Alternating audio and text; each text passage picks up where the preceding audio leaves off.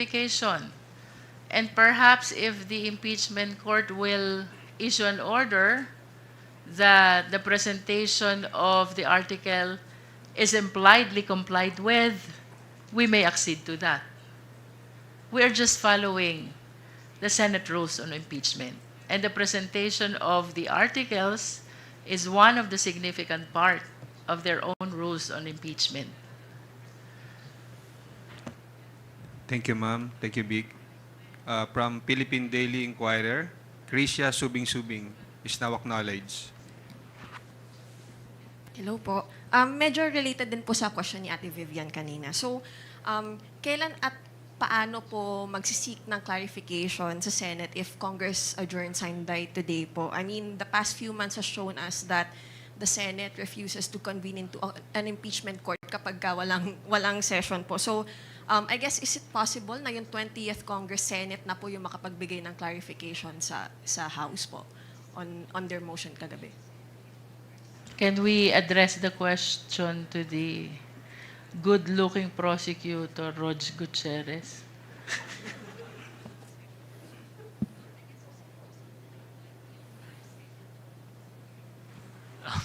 Sorry, just to be clear, can we have a repeat of the question? Just to be very clear. Kailan and paano po magsisik ng clarification yung House prosecution regarding the move by the Senate yesterday? Kasi as the past few months have shown us, hindi po ayaw mag-convene ng Senate as an impeachment court kapag walang session. And so we can expect that until June 30. So is it possible na sa 20th Congress Senate pa po magkaroon ng clarification sa mga tinatanong ng House? To be frank lang po, I don't think it would be a fair statement to say we cannot preempt the impeachment court. We cannot substitute their decision. We cannot say for sure that they will not convene po, no? So what is very clear for us here in the prosecution panel is that we will be seeking clarification, and it will be addressed not to the Senate but to the impeachment court. Now, the question of whether or not they will convene, I think that only they can answer po, no? And ma'am, tama po ba yung pagkakaintindi ko? You will file, you are preparing a motion to be read at the plenary later po? Motion seeking for clarification. And then my second question po, it seems that you and other legal experts agree po na the Senate does not have constitutional power to remand po. So, in your opinion, does the House have the power to reject the remand? Is that a possible pathway for you?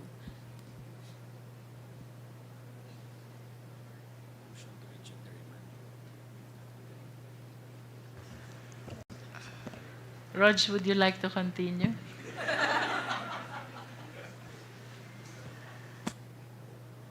Marami kang fans dito.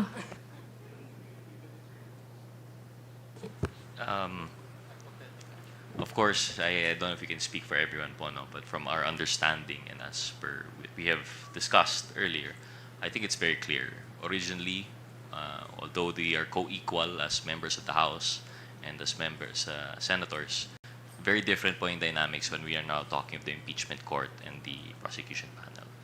All that we can say for sure is that we believe that we have followed the Constitution. We are confident in that the proper processes were obeyed. So if there is that remanding, whether or not that would be within their powers, that would be something not for us to decide. Now, when it comes to the rejection, it's, for lack of a better term, we would probably, like we mentioned, we would defer po, no? Just to be clear, so we are deferring for pending clarification. Now, once the response has been received, then again we will decide po, no, if it is clear enough that it is something that we can actually comply with po, no? I hope that would clarify it. Yun na po. Thanks, Kuya Ray. Thank you, Krisha. Mela Lismoras from PTV4.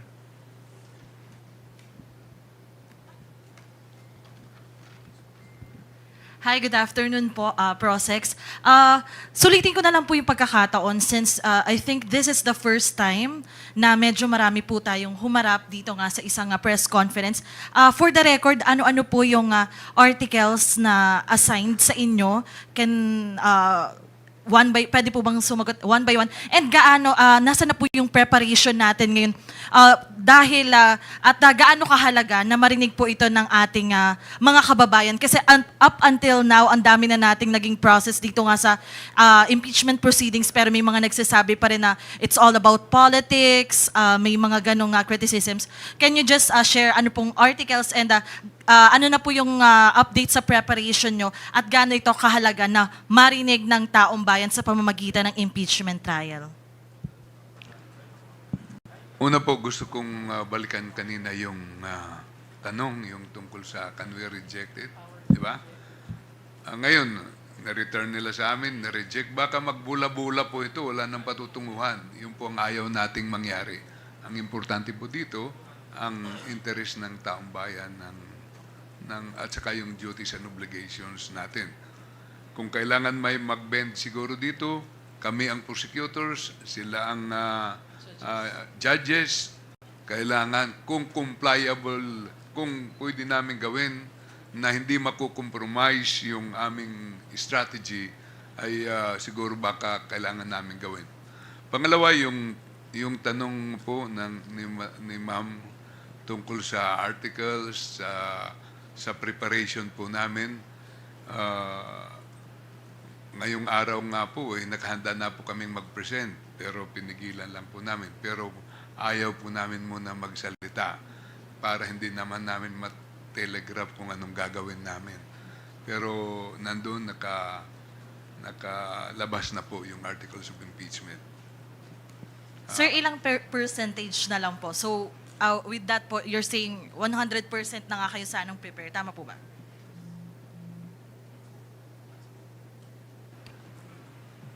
Tama po. Thank you, Mela. Jongman Lapas from DZRJ.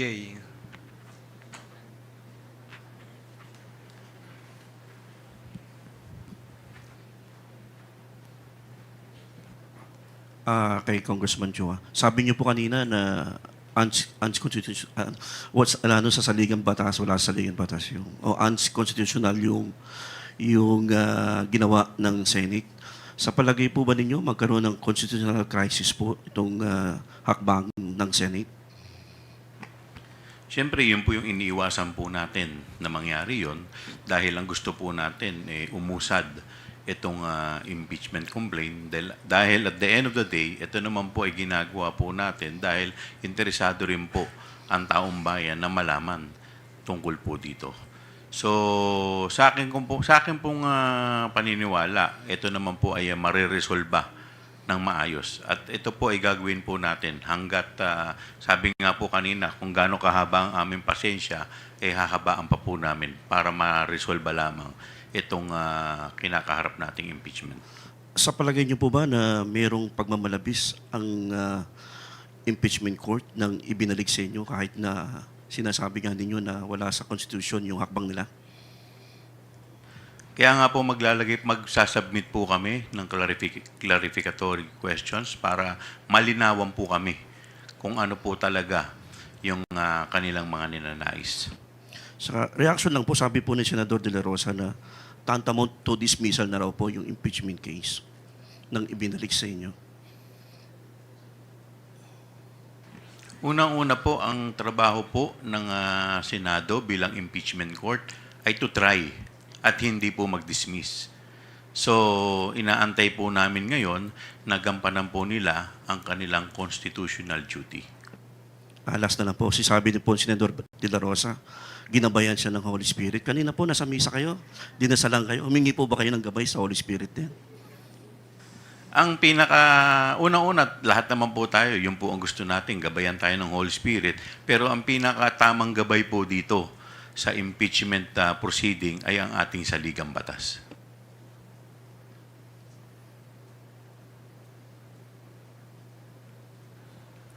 Okay, let us now recognize Earl Tobias from IBC 13. Good afternoon po. To our prosecutors, once and for all po, dapat ngayong araw nakatakdang magpresenta ang prosecution panel ng Articles of Impeachment sa Senado ano na pong mangyayari? Pupunta pa po ba ang prosecution panel ngayong gabi? O sabi po ninyo kayo na Prosec Libanan, kayo'y handa na sana pero napigilan. So ibig sabihin po ba hindi to mangyayari ngayong last session ng Senado?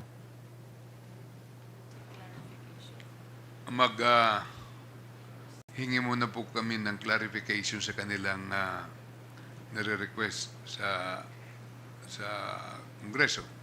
Hindi na po kami muna matutuloy magpunta doon. Ano naman ang gagawin namin? Kasi ang dapat na gagawin namin on their invitation, in-invite tayo nung June 2, tapos ginawa nilang June 11. Nakahanda kami kasi silang nag-imbita. Ngayon, sinasabi nila hindi na matutuloy. So, hindi na kami pupunta roon. Kasi baka lalo lang magkagulo kung anong gagawin namin doon. At marami pa rin naman kaming ginagawa dito sa Kongreso. Ito po yung last day of session namin. Ito pong pagtatapos ng 19th Congress ngayong gabi. Thank you po. Follow-up na lang. Kung LIVESTREAM, being that it's a matter again of decision kung kailan yung rescheduling ng presentation of articles of impeachment, and you saying kanina na merong sapat na basihan, constitutional basis na dapat ang 20th Congress ay may clear jurisdiction na with the impeachment trial ni Vice President Sara Duterte. Pero nabanggit din kanina na kapag bola-bola ang proseso, mukhang mahihirapan sa pag-usad. Do you expect pa po ba the narrative of a Senate impeachment court wherein senator judges can move motions back and forth during the trial, or as prosecution panel, sana po hindi ganun yung mangyari? We ask another good-looking prosecutor, Jill Bungalyun. Thank you. Pwede pa ulit lang ng tanong.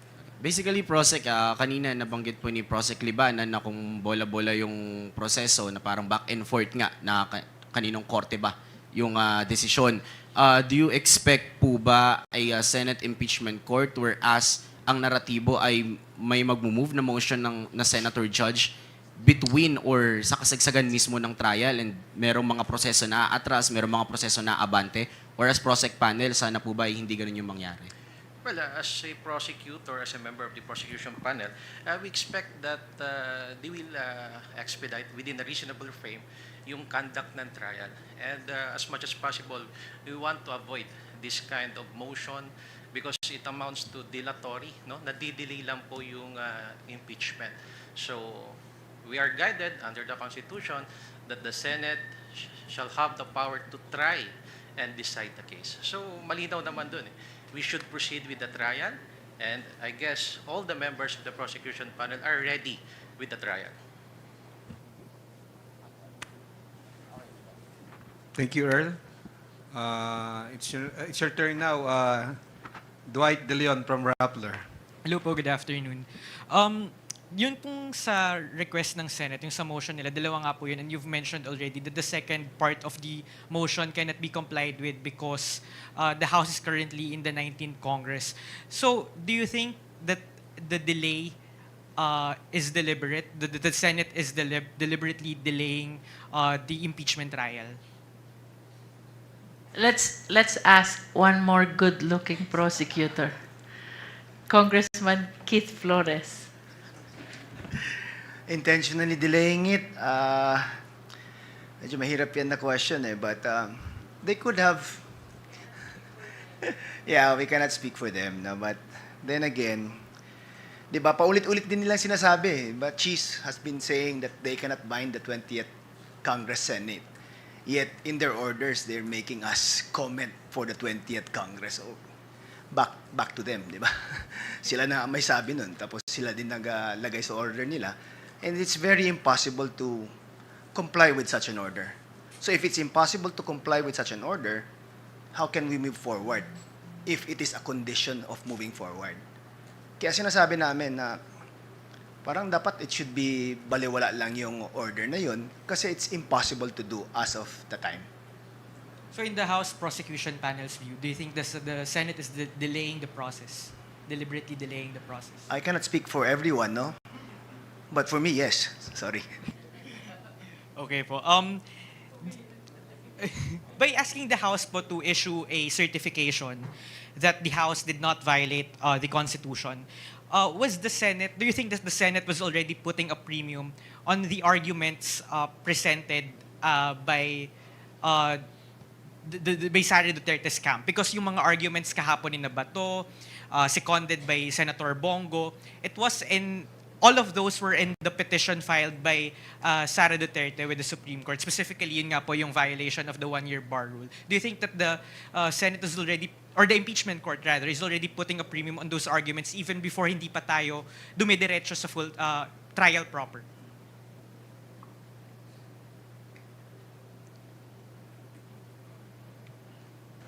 Well, we cannot speak for them, no?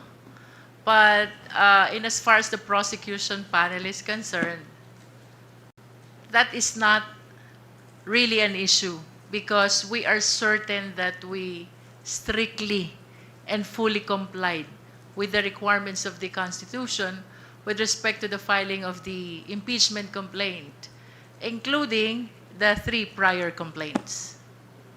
Ma'am, another question lang po. Legally or constitutionally po, can the reading of articles of impeachment by the House, yung nakaschedule po sana today, can that be considered moot? Kasi yun po nga po yung sinasabi kagabi ni Senate President Escudero. That is why we're seeking for their clarification, no? Because it is the Senate rules on impeachment itself which provides for the presentation of the articles of impeachment before convening the impeachment court. And that's why we're following it strictly and receiving or seeing a letter which says that it is canceled because it is mooted by the referral of the impeachment complaint to the impeachment court raises an issue for the prosecution panel. Ano ba ito? That's why we need to be enlightened. At nasabi ko na po kanina, if the impeachment court will issue an order that the presentation of the articles in accordance with their rules is impliedly complied with, we might accede to that. Kaya lang without that order, it is hard to rely on assumption. And sa statement niyo po kanina, sa opening statement po ninyo, you said na buhay na buhay po yung impeachment trial. Why did the House Prosecution Panel choose to adopt that view considering na may ibang well, sa Senate Minority Bloc, mayroon silang sentimiento na yun ngang pag-remand ng kaso ng impeachment articles sa House of Representatives is tantamount to a dismissal or functional dismissal or tantamount to termination of the proceedings? Well, we wish to be clarified first before we make a stand on whether that order to return or remand is tantamount to the dismissal of the impeachment complaint. Unless we are clarified on that order, I believe that to speak on that issue will be premature. Thank you po, thank you po. Thank you po, prosecutors. Willie Delgado from DZMM. Magandang hapon ho. Curious lang ako doon sa word na order. Once na na-convene na po yung impeachment court, may co-equal pa ba tayo matatawag between Congress and the Senate? Kanina po binanggit na ng ating lead prosecutor na when we talk about the impeachment court, iba na po ang setup dyan. We might be co-equal as a legislative body, the Senate and the Congress. But when we speak about the impeachment court, they are the senator judges and we are the prosecutors. I believe we are obliged to comply with their orders. So you're bound to follow the orders. for as long as the orders are within the bounds of the law. Okay. Meron pa po ba tayong magaganap na reading of articles in the future? That will be one of the matters which we seek to be clarified. Okay. One last point. Pwede po bang bigay ng malinaw na kung ano yung kinahinatnan ng tatlong articles, tatlong impeachment complaint versus dun sa pang-apat? Kasi kung babalikan natin yung mga statement kagabi ni Senator Alan Cayetano, indirectly meron siyang tinutumbok na na parang error, nagkaroon ng error during the process. Specifically, yung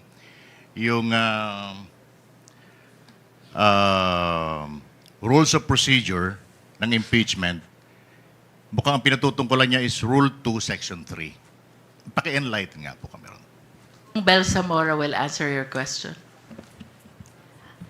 Hi, for everyone's clarity, there were, as we know, there were 3 impeachment complaints filed in December. So the first one was filed on December 2. And under the Constitution, an impeachment complaint filed by a member or a public citizen, which is endorsed by a member, shall be calendared in the order of business of the House within 10 session days. So, for everyone's clarity, again, February 5 fell as the 10th session day. This is different po from calendar days, so we shouldn't count 10 calendar days from December 2. So all of the impeachment complaints, the 3 impeachment complaints were included in the order of business on February 5, which was the 10th session day. So pasok po siya doon sa requirement ng ating Constitution. Ngayon po, ano hong nangyari doon? Nung nakakalendar po siya, binasa po ito sa ating plenary session because there was already a 4th impeachment complaint which consolidated actually all of the articles in the different complaints. Pinagsama-sama po. Kaya po yung 3 impeachment complaints ay na-archive na lang po. Pasok po siya doon sa requirement ng Constitution na makalendar sa session within 10 session days. Yun po yung requirement. Kaya kami po ay, ang House of Representatives po ay fully compliant with the constitutional requirements as well as the rules of Congress. Ito kaya yung naging dahilan kung bakit naglabas sila ng remand order kagabi? Isa po yun sa dahilan sa tingin ko. But I think it's because they did not, with the due respect, they did not understand the House rules and what happened during the last day of our sessions then. So most likely ito yung lalamanin halimbawa nung magiging clarification, Attorney Jinky? Okay. One last point. May nakikita ho ba kayong victory with the numbers ng mga senators na umayon para i-remand yung articles of impeachment? 17 versus 5. Sabi ko na po kanina, it will be improper to preempt the judgment of the senators and senator judges until and unless we have concluded the presentation of our evidence. We are confident. We have strong 7 articles of impeachment supported by ample and convincing evidence. Thank you po. Thank you.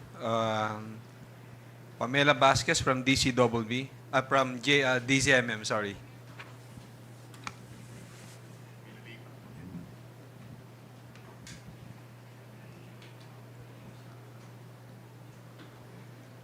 Pero naniniwala po ba kayo na hindi po sana humantong doon sa pag-remand kung nabigyan po sana ng chance ang House Prosecution na humarap po sa Senate Impeachment Court and nabasa sana yung articles of impeachment? Well, it is hard to speculate on what really prompted the issuance of that order. And that is precisely the reason why instead of reacting to the order, we prefer to seek first for clarification, no? We are inclined to believe na they are supporting also the mandate of our Constitution. That is what we want to believe. in as far as we are concerned, because we must be reminded of the fact that sovereignty resides in the people, all government authority emanates from them, and all of us, the prosecutors and even the senator judges, we are all bound to follow the letter and the spirit of the Philippine Constitution. May we get lang din po yung reaction ng House Prosec doon po sa ilang senator judge na tumangging magsuot ng robe last night. Confident or kumpiyansa pa rin po ba yung House Prosec na magiging impartial yung Senate Impeachment Court dahil po dun sa hindi pagsuot ng ibang senator judge? Chairman Akop, would you like to answer? Be gentle. Pakiulit nga po yung katanungan para Reaction, mayroon akong pagkakataon na mag-isip. may reaction lang po doon kasi some senator judges refused to wear yung robes po during the convening ng impeachment court. So, ano po bang basa doon ng House Prosecution and kumpiyansa rin po ba ang panel na magiging impartial po ang Senate Impeachment Court? I do not know the reason why some of the senator judges refuse to wear their robes. Di po ba? So that's a matter of discipline within the Senate or within the impeachment court. Bahala na po yung presiding judge na magdisiplina sa kanila. Number two, kung kumpiyansa po kami na, ano po? Na magiging impartial nga po given na nag-refuse na magsuot ng robe yung ibang senator judge. Hindi naman po kayo magtatanong sa amin kung wala po kayong conclusion, di po ba? Your conclusion is as good as mine. Diba? And speaking of pagdidisiplina nga po ng presiding judge, satisfied naman po ba kayo doon sa naging pag-handle po ng presiding judge last night? Tinatanong mo ako ngayon kung satisfied ako sa pag-handle. House Prosec panel. Well, to tell you frankly, from my experiences, kasi siguro dito sa linyang ito, akong pinakamatanda eh. If you ask me, my personal opinion, hindi po ako satisfied. That I think would be enough to answer the question that you have asked of me. And last na lang. Can I add to? Sure po, sure po. Siyempre kami ang prosecutors, may iniisip po kami kung anong gusto naming mangyari. Pero sa nakita natin kagabi, nakikita natin ang dami-daming interest sa plenary, 23 po sila. Alam ko pong mahirap yung ginagawa ng ating Senate President. Pero napunta tayo dito, may counting victory po tayo, mapapatuloy yung impeachment complaint, at siguro may counting i-clarify po natin. Siguro baka pasado na yun ng konti, Congressman Akop, na nangyari kagabi sa presiding officer. Mr. Lead Prosecutor, the question is as of me in my personal opinion. Yes. I stick with my personal opinion because I have my own basis. I hope that answers your question, Madam. Last na lang po on my end. Other than Kong Keith po ba, may nag-share din po ng same sentiment na merong clear intent to kill or delay the impeachment? Or si Kong Keith lang po out of the 11 prosecutors? I'm sorry? Kung may Address nag-share, ba sa akin? sa House Prosec panel po, kung may nag-share lang din po ng same thought or view po with Kong Keith na there is a clear intent na i-delay or patayin yung impeachment. Ako? Ako? Are you asking? The Prosec panel po, if meron po My pong... personal opinion? Yes. I said personal opinion, yes. Yes. From my experiences. Kasi I've been with government since 1970. Di ba? Now, kanina tinanong ninyo kung magkakaroon ba ng pag-asa kami dahil 17-5. Kami may pag-asa. You know why? During the ERAP impeachment trial, they had the numbers. Pero bakit nagbaliktad? Kasi nakita na yung ebidensya as the gentle lady from Batangas said, wala pang naiprepresenta na ebidensya. Siguro pag nakita na ng mga tao at saka yung mga senator judges yung mga pieces of evidence, baka magbago po ang isip nila. So, yun po yung ibig sabihin ng sinabi ni Congressman Jinky. I think that's my take. Marami pong salamat. Thank you po. Risha Subing-Subing from Inquirer, for today's last question. Sorry po. Kong Jinky, sorry po, follow up lang po. Yung motion po na pinaprepare niyo po, that is for the plenary or for the impeachment court po? That is for the impeachment court. That is for the impeachment. So, hindi po siya i-file today? We wish to file it today. Okay. And then my last question po. Kanina po it seems na your individual stances is that unconstitutional nga po yung ginawa ng Senate ng pag-remand ng articles of impeachment sa House. And yet, you're also signaling na you're willing to comply with the Senate, the stipulations of the order of the Senate. Hindi po ba siya two conflicting positions? I mean, if you give in to the Senate, and we assume that it is unconstitutional, then essentially being complicit also in that unconstitutional move. Let me restate my position with accuracy. No? I said we will be seeking for clarification first, and that's why we will be asking for, we opted to defer receiving the orders as soon as we are clarified about the issues surrounding the order of the Senate last night. For as long as they are within the bounds of the law, the prosecution panel will comply. So these are not two conflicting positions for you, ma'am? I believe so. It is, we are now in a choice between being combative or cooperative, di ba? Mamimili kami kung magiging-combative kami o cooperative sa husgado. Sa korte, pag